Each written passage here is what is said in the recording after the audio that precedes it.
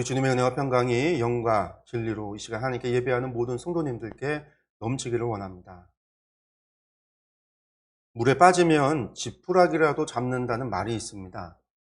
물에 빠진 사람이 무엇인들 잡고 싶지 않겠습니까? 다른 사람이 보기에는 한낱 지푸라기에 불과하지만 물에 빠져 목숨이 오락가락하는 상황에서는 그 아무 힘 없는 지푸라기라도 붙잡고 싶은 법입니다. 그래서 물에 빠지면 지푸라기라도 잡는다라는 말은 사람이 궁지에 처하게 되면 도움이 되지 않을 게 뻔한 것에도 희망을 걸게 된다라는 의미입니다. 지금 모압 왕 발락이 생각하는 모압의 처지가 바로 이와 같습니다. 물에 빠진 것과 같은 상황입니다. 이스라엘이라고 하는 이 대적 앞에 풍전등화와 같은 처지입니다. 그 상황에서 그가 빠져나올 수 있다라고 믿는 유일한 방법은 발람의 저주밖에는 없습니다. 그래서 간절히 발람을 초청을 했습니다. 그러나 이것은 모압 왕 발락의 오해입니다. 그와 모압은 물에 빠지지 않았습니다. 궁지에 처하지도 않았습니다. 왜냐하면 이스라엘은 모압과 싸울 생각이 없기 때문입니다. 하나님께서는 이스라엘에게 모압과 싸우지 말라 분명히 말씀하여 주셨습니다. 하나님께서는 모압에게 그 땅을 기업으로 주셨기 때문에 그들과 싸우지도 말고 그들을 괴롭히지도 말라 하셨습니다. 그러나 이러한 사실을 알지 못하는 모압과 이 모압 왕 발락은 그저 이스라엘이 두려울 뿐입니다. 싸울 이유도 없는데 시비를 걸고 쓸데없는데 재물을 사용하며 헛된 희망을 품고는 이 선지자 발람을 초청하고 있는 겁니다. 발람은 어떤 사람입니까? 발람은 선지자입니다. 그러나 거짓 선지자입니다. 거짓 선지자라고 우리가 이야기하지만 그는 분명 선지자였습니다. 하나님께 기도할 줄 알았고 하나님의 음성을 듣기도 합니다.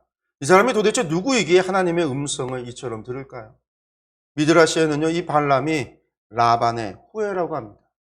라반도 하나님을 알고 섬겼으니 그의 후손인 발람이 하나님을 섬기는 선지자가 된 것이 이해가 됩니다. 그러나 그는 결코 옳은 선지자는 아니었습니다. 이 미드라시에 이 발람에 대한 재미있는 이야기가 있습니다. 한 이방인이 유대의 랍비인 엘리저에게 와서는 질문을 합니다. 하나님은 이방인 선지자 발람을 이스라엘의 선지자 모세보다 더 사랑했습니까? 토라에서 우리가 토라를 읽어보면 하나님께서 모세를 부를 때에는 성막으로 들어오라 라고 말씀하시는데 발람에게는 하나님께서 직접 찾아가셔서 그에게 나타나셨습니다. 발람이 모세보다 더 위대한 선지자입니까? 이런 질문을 하자 이 랍비 엘리저가 다음과 같은 비유를 들어서 대답을 합니다. 어느 날 왕이 살고 있는 궁궐에 요란한 노크 소리가 들렸습니다. 왕이 누구냐라고 안에서 묻자 문지기가 대답을 합니다.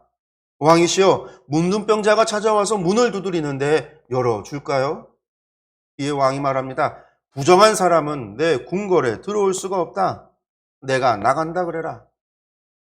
얼마 후에 또 노크 소리가 들립니다. 왕이 이번에도 누구냐라고 문지기에게 묻자 그가 대답을 합니다. 왕의 친구입니다. 그러자 왕이 말합니다. 내가 초청하였다. 들어오라 하여라. 그를 나의 내실로 인도하여라. 이러한 비유로 랍비 엘리저가 이야기를 하고 나서 이에 대하여 설명합니다. 하나님이 발람에게 가신 것은 발람이 부정한 사람이라는 증거입니다. 감히 내 백성을 건드리지 못하게 하기 위함이었습니다. 그래서 하나님께서 발람을 찾아가신 겁니다. 그러나 왕의 친구인 모세는 하나님의 은밀한 처소인 지성소까지 불러 들이셨습니다. 발람은 부정한 사람입니다. 그러나 그가 하나님께 기도로 간구했을 때 하나님께서는 부정한 발람, 거짓 선지자인 이 발람에게 찾아가셨습니다. 그리고 하나님의 뜻이 무엇인지도 말씀해 주셨습니다.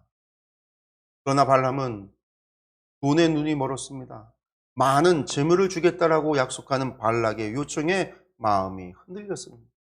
하나님께서는 그런 발람의 중심을 아시기에 그가 원하는 대로 발락에게 갈 것을 허락하십니다. 그러나 하나님께서는 갈 것을 허락은 하시지만 하나님께서 허락하시는 말만 하라고 엄히 명하십니다. 그런데 그렇게 발람이 모압의 사절단을 따라 발락에게로 향하여 가게 됩니다. 오늘의 말씀이 바로 이 발람이 발락에게로 가는 이야기입니다. 그런데 발람이 본격적으로 길을 떠나자마자 하나님께서 진노하셔서 그를 심판하기 위하여 천사를 보냅니다. 앞서 발락에게 갈 것을 허락하시고 나서 출발하자 진노하시는 하나님의 모습이 얼핏 보면 이해가 안 갈 수 있습니다. 하나님께서 이랬다 저랬다 하시는 분처럼 보이기도 합니다.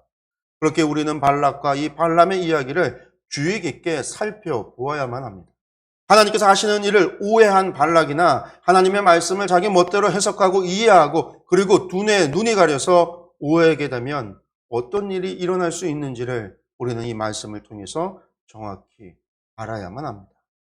오늘 성령님께서 저희에게 지혜를 주셔서 오늘의 말씀이 주는 교훈을 바르게 깨달아지고 믿어지는 은혜가 있기를 간절히 소원합니다.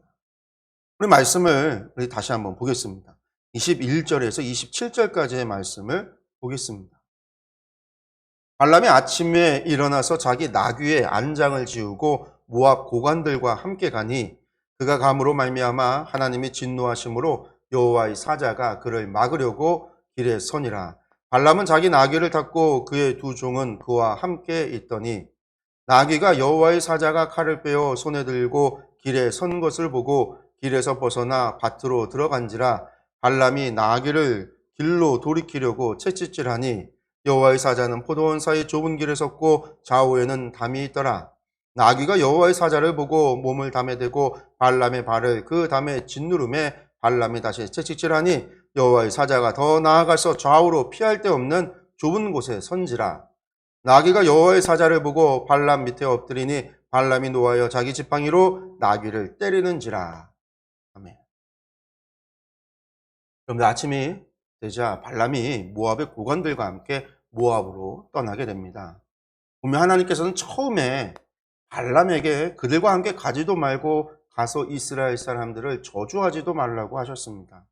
이스라엘 사람들은 복을 받은 사람들이기 때문이라고 설명까지 해주셨습니다. 그런데 20절에서는 하나님께서 발람에게 너를 부르러 왔거든 일어나 모압으로 함께 가라 이렇게 말씀합니다. 그리고 내가 너에게 하는 말만 하도록 하라 라고 했습니다. 사실 지난주에도 말씀을 드렸지만 하나님께서 하시는 이 말씀은 가라는 이야기가 아니었습니다. 가지 말라라는 뜻이 있었습니다. 그러나 발람이 가고자 하기에 그럼 가봐라 이렇게 하셨던 것이죠. 그 대신에 하나님께서 명하시는 말만 해야 한다라고 일러두십니다. 그러나 22절에 그가 말의 안장을 지우고 떠나가자 하나님께서 그에게 진노하십니다. 도대체 왜 이런 일이 일어났을까요? 이 일에 대해서 미드라시는 다음과 같이 설명을 합니다. 앞서 모압 왕의 사절단이 처음 발람을 찾아와서 그를 청빙할 때에 발람이 하나님께 기도로 물었습니다. 그때 하나님께서 발람에게 너와 함께 있는 이 사람들이 누구냐? 이렇게 질문을 하셨습니다. 이때 발람이 속으로 생각하기를 하나님께서는 이들이 누구인지 모르는구나. 이런 생각을 한 겁니다. 나아가 하나님께서도 모르는 것이 있을 때가 있구나. 라는 생각을 갖게 되었다는 겁니다. 그래서 속으로 생각하기를 하나님께서 모르는 때를 찾아서 이스라엘을 저주해야 되겠구나. 하나님의 뜻이 이스라엘에게 복을 주는 것이라 해도 이스라엘 백성들을 저주할 때를 찾아서 내가 저주하면 되겠구나 하는 생각을 하고 계획을 세웠다라는 겁니다. 그래서 그가 첫 번째 방문에는 거절을 하고 따라가지 않았지만 두 번째 더 큰 재물, 제가 지난주 그랬죠. 한마디로 백지수표를 주자 그가 다시 하나님께 기도하고는 가고자 하는 마음을 가지고 기도하고서는 하나님께서 가기를 허락하자 신이 나서 발락에게로 간 겁니다. 물론 하나님께서 내가 일러준 말만 하라 라고 말씀했지만 발람은 속으로 어떻게든 기회를 찾아서 반드시 이스라엘을 저주하고 그 재물을 차지하겠다라는 생각을 한 겁니다. 그래서 그는 아침에 일어나자마자 자신이 손수 나귀의 안장을 지웁니다. 그런데 발람에게는 종이 많았고 그 중에서도 두 종을 자신의 수발을 들도록 데리고 가면서도 이스라엘을 저주할 생각에 신이 나서 자기가 직접 나귀의 안장을 지우는 수고를 마다하지 않았습니다. 여러분들 이러한 그의 마음과 생각을 하나님께서 아셨기 때문에 하나님께서 지금 진노하고 계시는 겁니다. 하나님께서 이랬다 저랬다 해서 진노하고 또 가기를 허락하지 않았다가 허락하고 이러는 것이 아니라 이 발람의 마음을 또 발람의 생각을 그의 악함을 아시기 때문이라는 거죠. 그래서 여호와의 사자 곧 천사를 보내어 그의 길을 막으신 겁니다. 발람은요, 하나님께서 모르셔서 자기에게 물어보았다라고 생각을 했습니다. 근데 몰라서 물어보는 게 아니잖아요.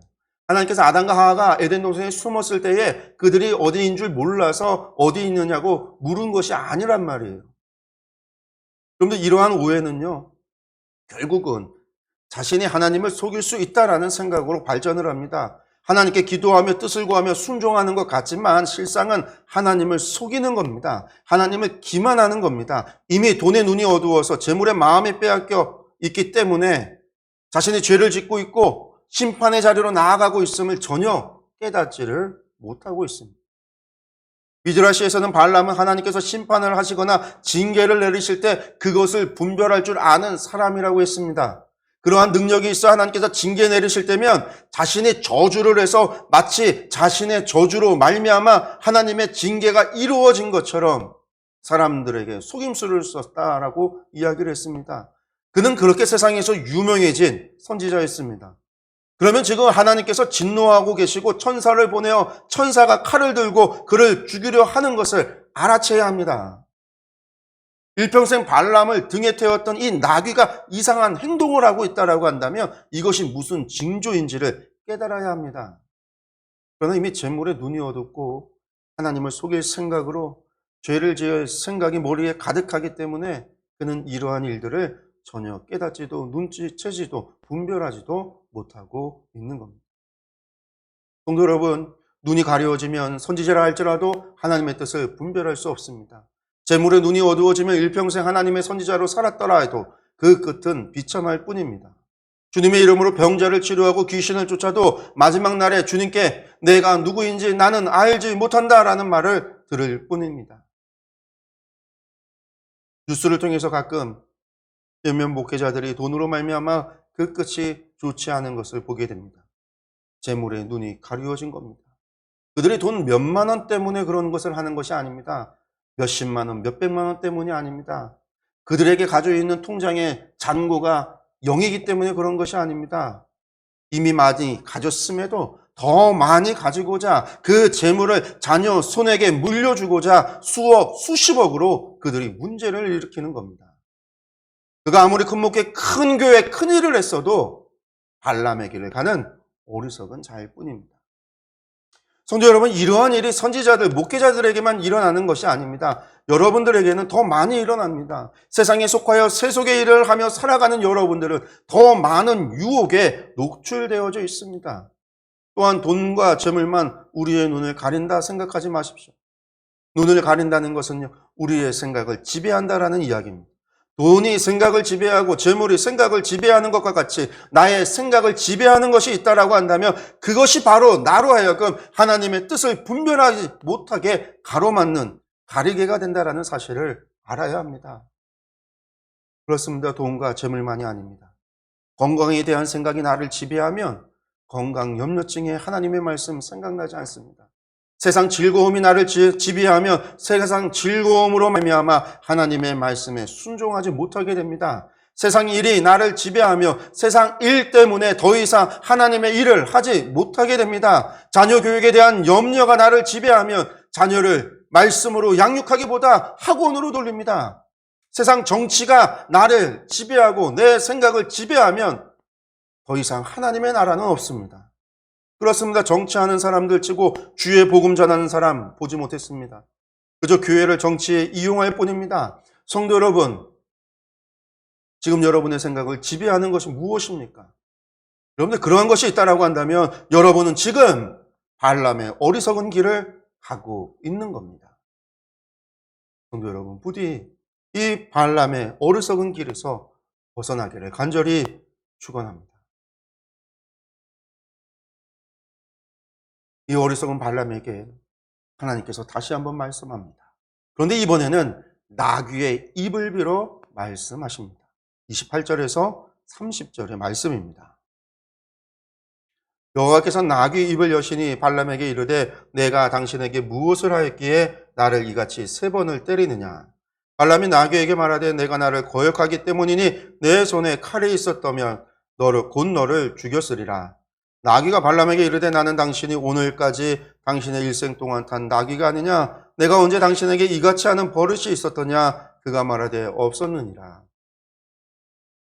여러분들 놀라운 일이 벌어졌습니다. 하나님께서 나귀의 입을 열자 나귀가 말을 합니다. 말은 나귀가 하지만 이는 하나님께서 발람에게 하시는 말씀입니다. 그가 이방인이고 그가 지금 악을 행하고 있지만 그럼에도 하나님께서는 그에게 말씀합니다. 그 얘기를 돌이키기를 원하시기 때문입니다. 즉 그에게 회개의 기회, 회개의 은혜를 주시고 계시는 겁니다. 그러나 발람은 하나님의 뜻을 분별하지 못합니다. 발람은 스스로 하나님의 선지자라 이야기하는 사람입니다. 하나님께서 하시는 말씀을 듣는 사람입니다. 하나님께 기도하고 결정하겠다라고 하는 사람입니다. 지금도 이 놀라운 기적을 경험하고 체험하고 있습니다. 그러나 그 마음에 욕심이 가득하자 눈앞에 하나님의 사자가 칼을 들고 나타났어도 그것을 알지 못합니다. 나귀는 하나님의 사자를 보고 숨을지라도 그것을 알아차리지 못하는 발람 선지자입니다. 성도 여러분, 제가 우리의 심령을 가리고 마음의 욕심이 눈을 어둡게 하며 이처럼 눈앞에 하나님의 사자가 서 있어도 볼 수 없게 됩니다. 성도 여러분, 마태복음 5장 8절에서 마음이 청결한 자가 하나님을 볼 것이라는 말씀, 이 말씀을 기억하시길 바랍니다. 이제 하나님께서 발람의 눈을 밝혀서 천사를 보게 합니다. 31절에서 35절 말씀 보겠습니다. 그때 여호와께서 발람의 눈을 밝히심에 여호와의 사자가 손에 칼을 빼들고 길에 선 것을 그가 보고 머리를 숙이고 엎드리니 여호와의 사자가 그에게 이르되 너는 어찌하여 내 나귀를 이같이 3번 때렸느냐. 보라 내 앞에서 내 길이 사악함으로 내가 너를 막으려고 나왔더니 나귀가 나를 보고 이같이 3번을 돌이켜 내 앞에서 피하였느니라. 나귀가 만일 돌이켜 나를 피하지 아니하였다면 내가 벌써 너를 죽이고 나귀는 살렸으리라. 발람이 여호와의 사자에게 말하되 내가 번제하였나이다. 당신이 나를 막으려고 길에 서신 줄을 내가 알지 못하였나이다. 당신이 이를 기뻐하지 아니하시면 나는 돌아가겠나이다. 여호와의 사자가 발람에게 이르되 그 사람들과 함께 가라. 내가 내게 이르는 말만 할지니라. 발람이 발락의 고관들과 함께 가니라. 아멘. 하나님께서 발람의 눈을 밝혀 보여주십니다. 그때서야 발람은 하나님의 사자가 칼을 빼어들고 길에 선 것을 봅니다.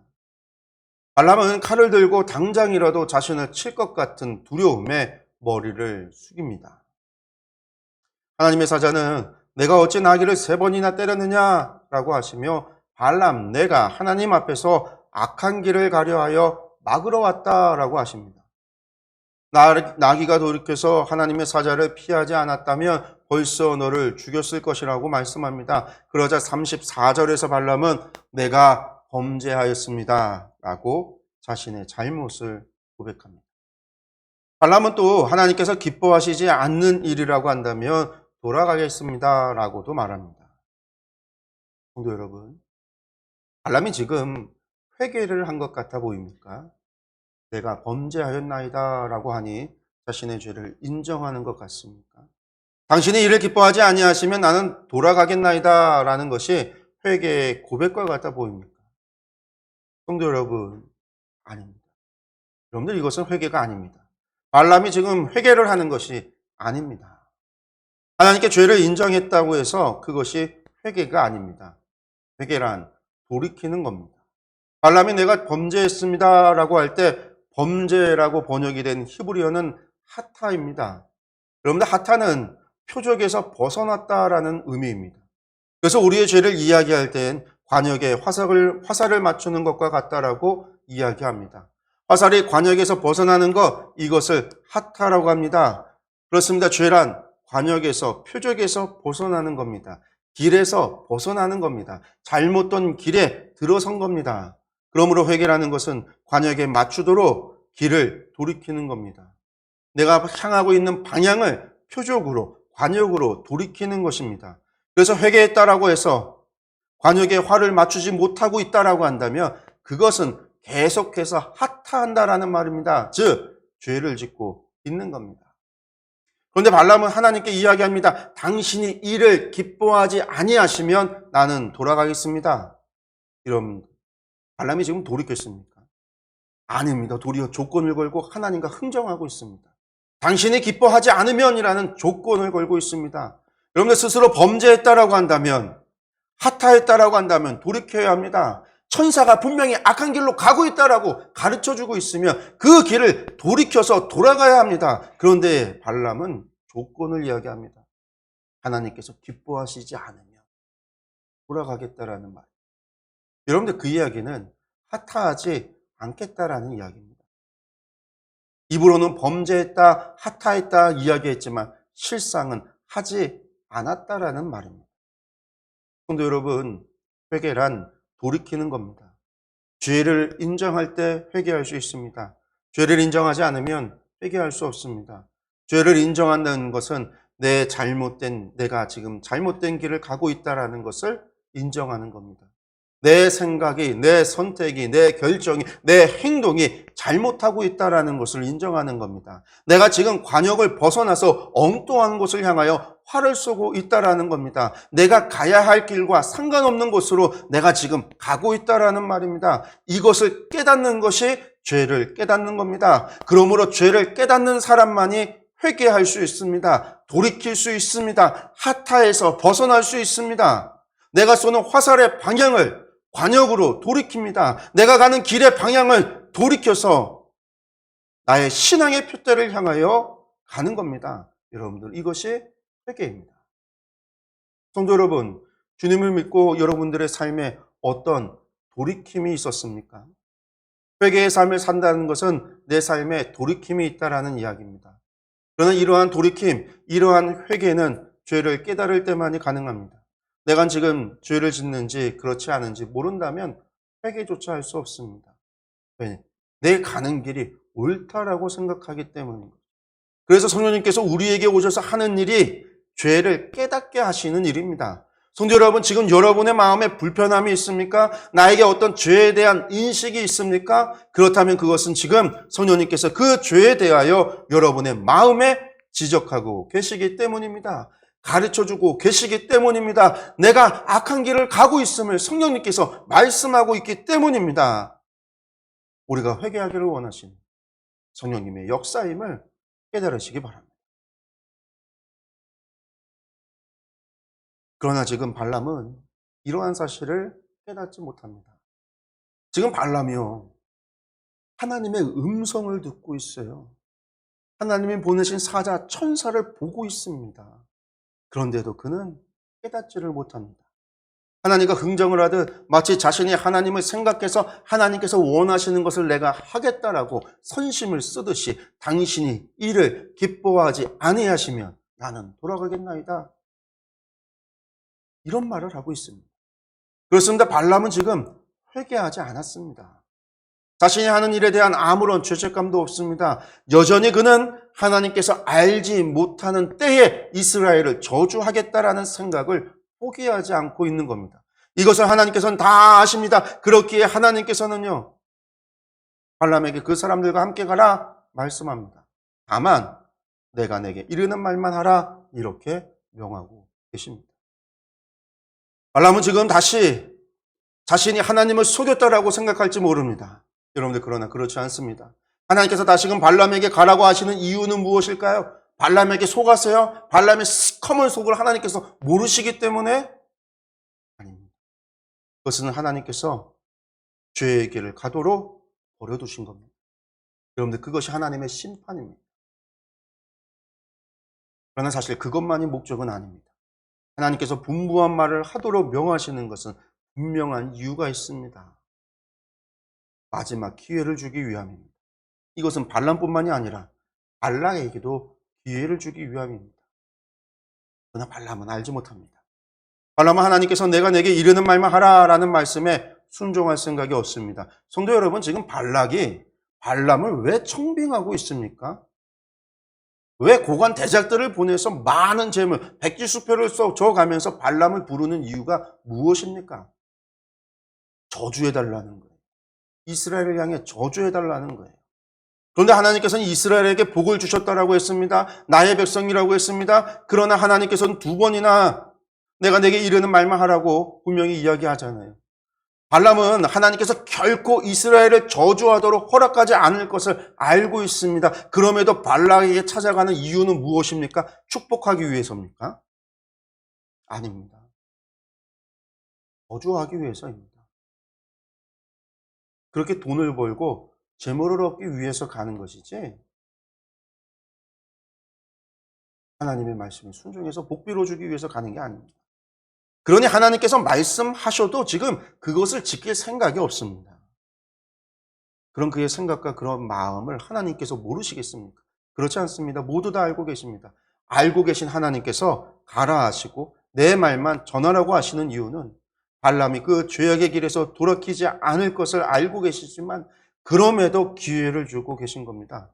발람뿐만이 아니라 발락에게도 기회를 주는 겁니다.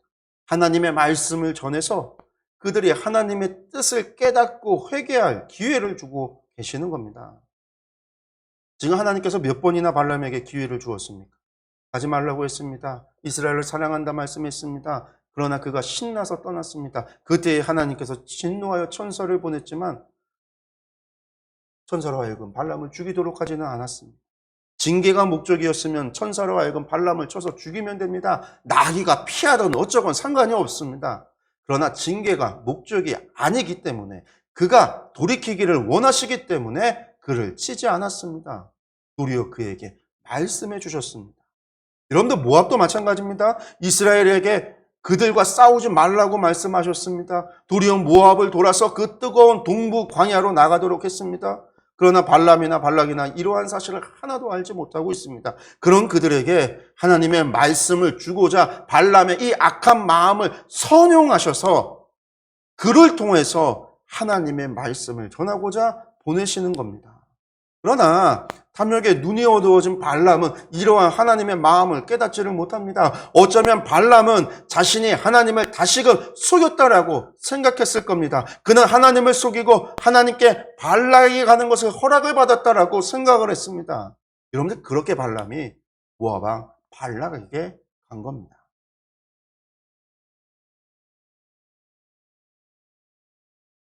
발람이 발락에게 모압에 도착을 합니다. 36절에서 38절의 말씀입니다. 발락은 발람이 온다함을 듣고 모압 변경의 끝 아르논가에 있는 성읍까지 가서 그를 영접하고 발락은 발람에게 이르되 내가 특별히 사람을 보내어 그대를 부르지 아니하였느냐 그대가 어찌 내게 오지 아니하였느냐 내가 어찌 그대를 높여 존귀하게 하지 못하겠느냐 발람이 발락에게 이르되 내가 오기는 하였으나 무엇을 말할 능력이 있으리까 하나님이 내 입에 주시는 말씀 그것을 말할 뿐이니이다. 지푸라기라도 붙잡는 심정으로 발람을 청빙했던 발락은 드디어 발람이 온다라는 소리를 듣고 모압의 국경인 아르논까지 가서 발람을 영접합니다. 하나님의 뜻을 알지 못하는 자의 참으로 어리석은 몸부림입니다. 모압 왕 발락은 발람에게 자신이 행했던 일들을 이야기합니다. 내가 고관들, 귀족들을 보내어 너를 초청했는데 오지 않았다라고 말하면서 모압에 오면 아주 극진히 대접하려 했다라고 자신의 섭섭함을 드러냅니다. 그러면서 발락은 내가 어찌 그대를 높여 존귀하게 하지 못하겠느냐 이렇게 반문합니다. 그런데 이 말이 의미하는 것은 무엇입니까? 이런 말을 하는 발락의 생각은 무엇이죠? 그런데 그렇습니다. 돈과 권력이 있으면 세상 모든 것이 가능하다라고 하는 세속적인 생각이 그에게 있기 때문에 이런 말을 하는 거예요. 나에게 돈과 권력이 있으니 너를 존귀하게 할 수 있고 너를 높일 수 있고 뭐든지 할 수 있다라는 거예요. 그 안에는 발람으로 하여금 이스라엘을 저주하게 할 수도 있다라는 것이고요. 그 안에는요. 하나님께서 돈과 재물만 있으면 하나님으로 하여금 이스라엘을 저주하게 신까지도 움직일 수 있다라고 하는 세속적인 생각이 들어있는 겁니다. 그런데 그러나 돈과 권력으로 할 수 없는 일이 있습니다. 그것은 바로 하나님의 백성이 되는 것이고 하나님 나라에 들어가는 겁니다. 그것은 오직 하나님을 향한 믿음으로만 가능합니다. 그러나 발락은 그것을 알지 못합니다. 그러나 이 발락의 말은 발람에게는 기쁨의 말인 것이죠. 여러분들, 발람이 모압까지 온 이유는 오직 한 가지입니다. 이스라엘을 저주하여 많은 재물을 얻는 겁니다. 지금 발락이 이스라엘을 향하여 저주하면 무엇이든지 들어줄 것처럼 이야기하니 발람은 정말 기뻤을 겁니다. 그러나 발람은요, 자신의 속마음을 절대로 내비치지 않습니다. 그는 철저하게 자신을 숨기는 위선자의 모습을 보입니다. 자신이 하나님의 진정한 선지자임을 연기합니다. 그렇습니다. 38절에 발람이 내가 오기는 하였으나 무엇을 말할 능력이 있으리까? 하나님이 내 입에 주시는 말씀 그것을 말할 뿐입니다 라고 이야기합니다. 요즘 아이들이 하는 말로 발람이 지금 밑밥을 깔고 있는 겁니다. 마치 자신은 신령한 사람이냐, 영적인 사람이냐, 선지자이냐 다시금 발락에게 주시시키고 있습니다. 자신이 말하는 모든 것은 하나님께로서 받아서 하는 말이다. 나는 진정한 선지자이다. 신령한 능력의 선지자입니다. 라고 하는 그러한 사실을 어필하고 있는 거예요. 어떤 사람들은 이 이야기를 읽으면서요, 발람이 정신 차려서 앞서서 범죄하였나이다 회개했기 때문에 정신 차려서 지금 이런 말을 한다라고 이야기합니다. 여러분들, 그러나 그렇지 않습니다.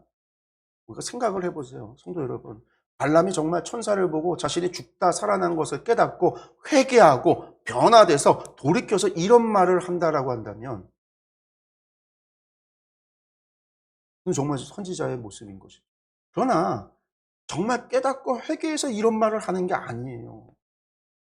정말 회개했다라고 한다면, 정신 차렸으면 첫 번째로 모압에 와서는 안 됩니다. 돌이켜서 갔어야 돼요. 다시 돌아갔어야 돼요.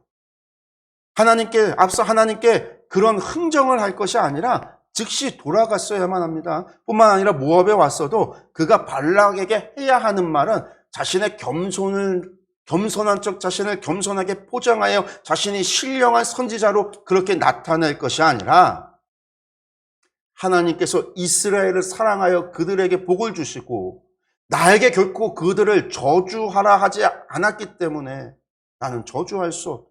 나는 오직 하나님께서 주시는 말씀만을 해야 된다라는 것. 내가 이것 때문에 천사에게 죽을 뻔했다라는 것. 이러한 사실들을 하나하나 다 밝히고 이야기하고 설명했어야 돼요. 그러나 발람은요, 이런 말 쏙 빼놨습니다. 그리고는 자신이 매우 겸손한 사람인 척 하나님의 말씀대로만 말하고 행동하는 사람이냐, 거짓으로 연기를 하고 있는 겁니다. 성도 여러분, 사람의 말에 속지 마십시오. 자신을 포장하는 사람들의 거짓에 속지 마십시오. 자신의 겸손을 내세우는 사람, 자신의 영성을 내세우는 사람, 자신의 능력을 내세우는 사람, 다 발람과 같은 사람들입니다. 정말 하나님의 사람은요, 자신을 내세우지 않습니다. 그저 하나님만을 내세울 뿐입니다. 사도 바울이 이야기했듯이 내가 자랑할 것은 오직 예수 그리스도의 십자가 외에는 아무것도 없다라고 이야기한, 그것이 믿는 자의 모습이고 하나님의 백성의 모습입니다. 여러분들, 교회 안에서 하는 간증은 하나님께서 영광을 받으셔야 그것이 간증이지, 하나님께서 영광 받는 것이 아니라고 한다면 그것은 간증이 아니라 자기 자랑에 불과합니다. 나아가 그것은 자기 자신을 내세우는 죄악입니다. 성도 여러분, 발람과 같은 말에 속지 마시기 바랍니다. 발람과 같은 말에 속지 않는 분별함을 가지시기 바랍니다. 그러나 발락에게는요, 이런 분별함이 없어요.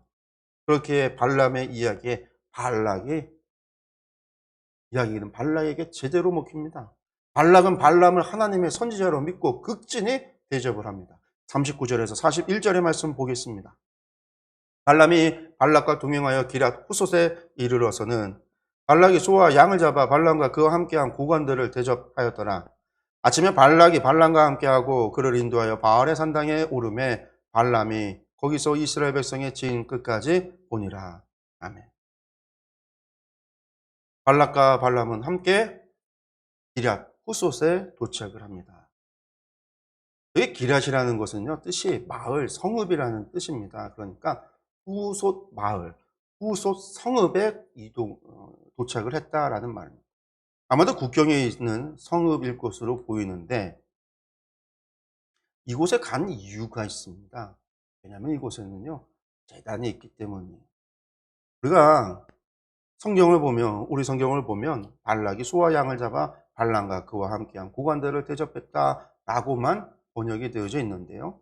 이 40절의 말씀을요, 새번역 성경으로 보면 번역이 좀 다릅니다. 우리 새번역 성경으로 한번 읽겠습니다.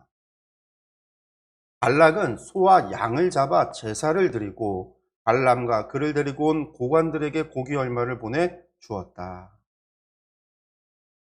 후소 성읍에 도착하여 제사를 드렸다라는 이야기입니다. 그런데 발락이 제사를 드린 이유는 무엇일까요?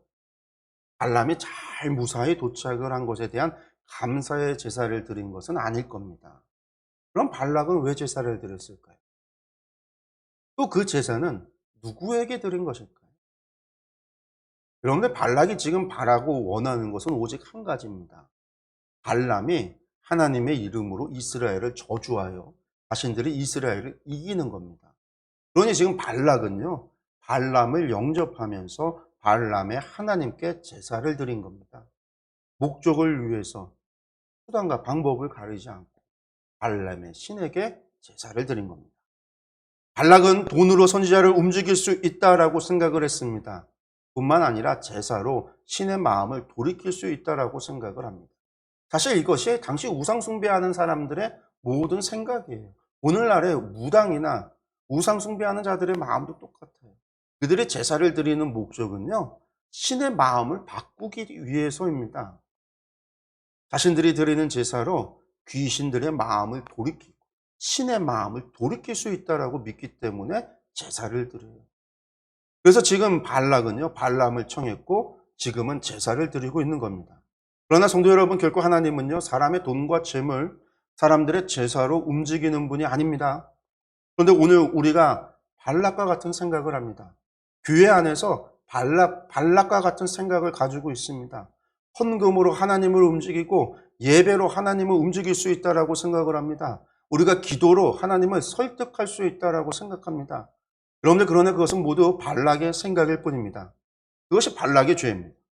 하나님은 우리의 헌금과 우리의 예배와 우리의 기도로 설득되어지는 분이 아닙니다. 그러므로 하나님을 설득하려고 하는 모든 시도를 포기하시기 바랍니다.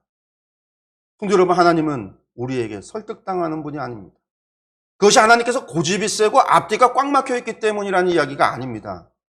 하나님은 전지하시고 전능하시기 때문에 설득당하지 않습니다. 하나님께서 우리를 사랑하시기 때문에 우리에게 설득당하지 않는다라는 겁니다. 즉 하나님은 전능하신 사랑의 하나님이십니다. 그러므로 하나님께서 우리에게 행하는 모든 것은 언제나 가장 좋은 것, 최선의 것입니다. 항상 옳은 일, 의로운 일입니다.